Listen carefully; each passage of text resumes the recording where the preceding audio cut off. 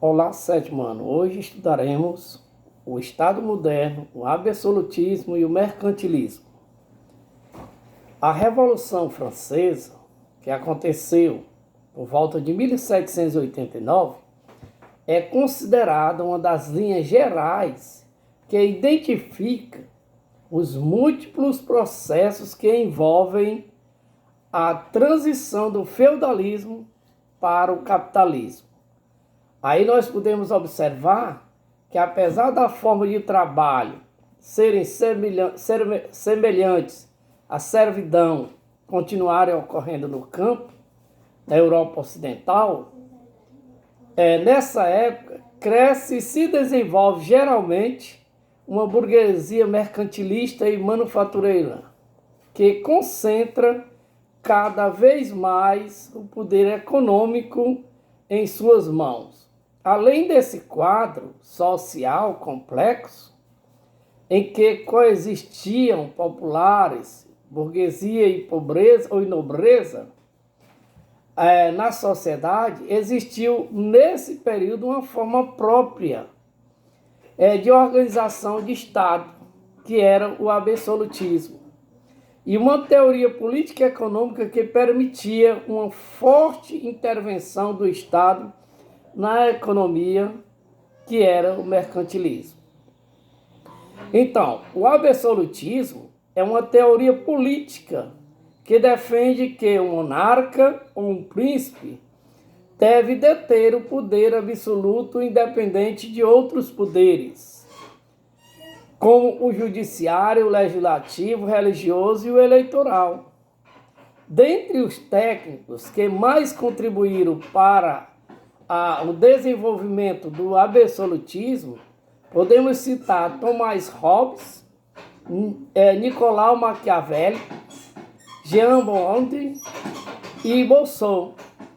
Alguns desses associavam essa teoria política à doutrina religiosa do direito divino, que defende que a autoridade do governante emana diretamente de Deus e por isso não pode ser destituída a não ser pela vontade divina.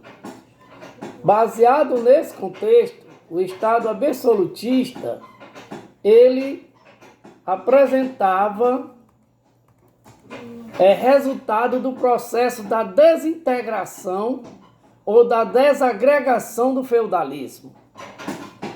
No período final da Idade Média, nessa época, os laços da servidão que mantinham os trabalhadores rurais nos feudos estavam gradualmente se desfazendo. E o aumento da produção e das trocas mercantis ameaçavam por fim ao poder da nobreza feudal. Daí nós podemos observar que essa, por sua vez, reagiu transferindo seu poder político e militar para um poder centralizado, comandado por um único senhor, ou seja, o monarca.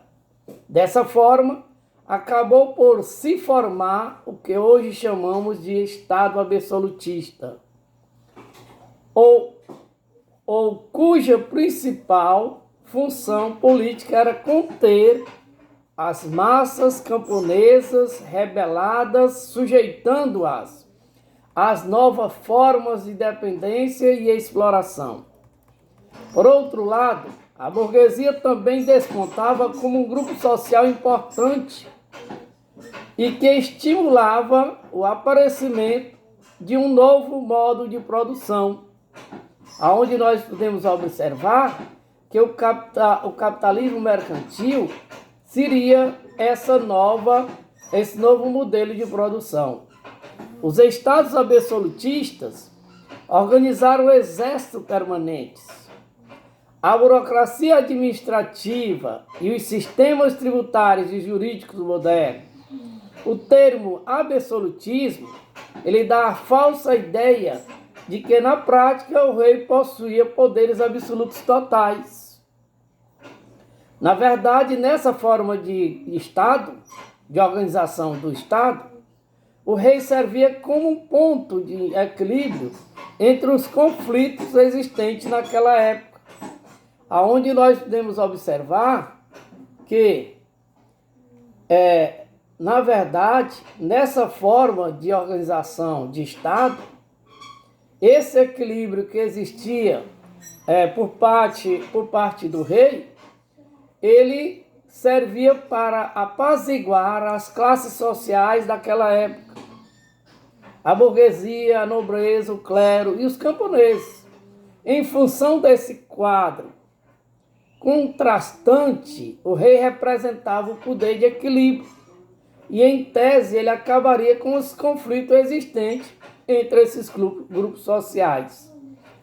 O antigo regime, que é a denominação de um novo sistema formado a partir das tensões oriundas da desintegração do feudalismo e que deu condições para a formação dos sistemas capitalistas de produção, esse sistema era composto pelos seguintes elementos: o Estado absolutista, a sociedade mercantilista com expansionismo ultramarino e comercial. Daí nós podemos observar que a presença da formação desse novo sistema capitalista dá-nos a entender que o Estado era absoluto e ele mantinha uma sociedade mercantilista e dava condições para expandir as grandes navegações e também o comércio. Baseado nesse contexto, nós encontramos o direito dos reis, que aí alguns historiadores falam em direito divino dos reis. O poder absolutista era legitimado através de algumas teorias. Essas foram fundamentais para que o regime se consolidasse. Baseado nesse contexto, uma das principais teorias que contribuíram para a formação do sistema absolutista foi o direito divino dos reis. E aí nós podemos ver que alguns teóricos franceses que afirmaram que os reis possuíam a origem divina e por isso tinham legitimidade para governar. Essa é a principal base de sustentação teórica do regime absolutista, uma vez que se tornava sagrada a figura dos reis. Quando nós falamos do absolutismo, que dava sustentação ao mercantilismo, que era um conjunto de práticas econômicas postas pelo Estado moderno, tem como característica fundamental a intervenção do Estado na economia para o fomento das riquezas nacionais. Daí pressupõe-se que a riqueza que se reproduz, que é alimentada na natureza, é por isso que os estados europeus tiveram longas e numerosas guerras em busca dessas riquezas. Essas medidas tinham como objetivo fortalecer o poder econômico dos estados. Daí nós podemos observar que os reis saíam fortalecidos com a presença da política econômica do mercantilismo. Nós ficamos por aqui. Fiquem em casa.